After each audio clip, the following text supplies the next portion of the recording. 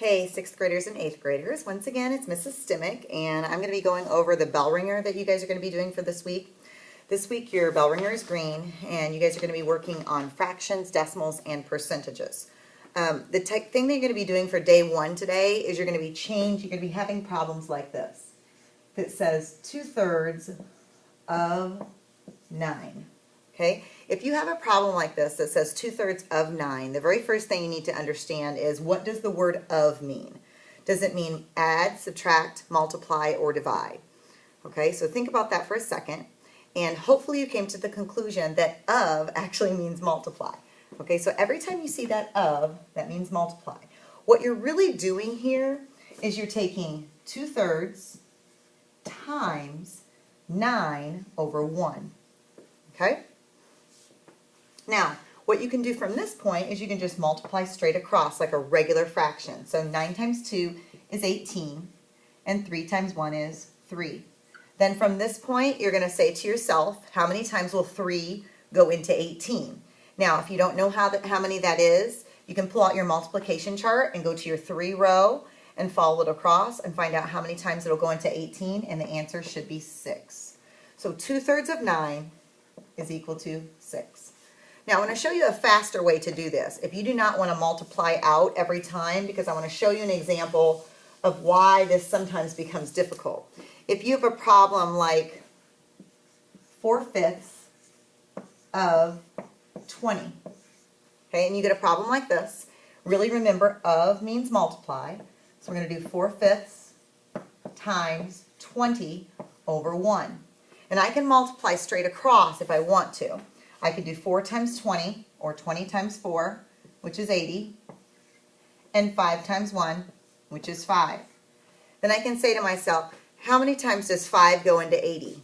I can check my multiplication chart, or I can do long division. My problem is I really don't want to do that because long division is not my favorite thing. Okay, so I'm going to show you a faster way to do this. And if you divide into this, you're going to end up getting 16, I believe. I believe that's correct. My problem is I don't know my 16 facts very well, so I want to show you a faster way to get to the same answer of 16, which is what we got when we did it the long way. Okay, this is the way that my teachers taught me in middle school, which is just a faster way to do this, and I could do the work in my head. And it was, to me, more simple problems, and I didn't have to do that long division as much. My teacher would just have me look at the 5 and look at the 20 and say, division. How many times will 5 divide into 20? And my answer to that, 5, 10, 15, 20, would be 4. Then I would take that 4 and multiply it times the numerator. And 4 times 4 gives me 16. Okay, and that would work the same with the first problem. The first problem that we did as a group, 2/3 of 9. Okay, it would work the same for that one. You could say, how many times will 3 go into 9? How many times? 3, 6, 9. It'll go 3 times, correct? So 3 times 2 would then give me 6. Okay, I'll show you how that works every single time. All right, let's do another one. If I gave you 7/8 of 16. Okay, and if you don't want to write this out and do the multiplication, fraction multiplication, and have to do that division, you can just say, how many times will 8 go into 16? Well, I know it will go twice, and then 2 times the 7 will give you 14. Okay, that's to me a simple way to do it. I'll give you one more, just a little bit larger.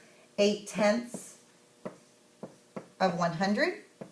How many times will 10 go into 100? Well, I know it goes 10 times, and 10 times 8 is 80. All right? Hopefully this helps a little bit for your Bellringer for today. This is your fractions, and changing those fractions to, I guess, just simplifying those. Okay? So good luck, and see you for tomorrow's lesson.